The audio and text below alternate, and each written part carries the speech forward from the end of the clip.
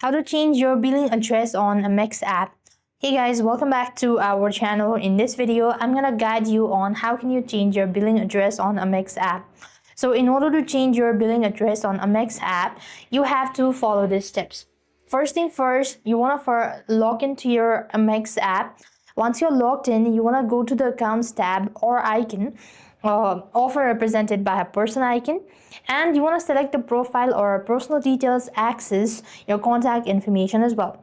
Moving on, you want to locate the address section to edit your billing street address, city, state, and a zip code as well.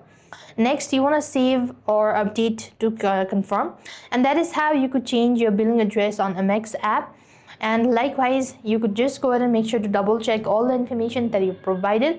If you happen to miss out any sort of information, you want to make sure that all your information is being correct, and that's how you can change your billing address on Amex app. So with that, we've completed our steps. Thank you for watching. See you in the next video.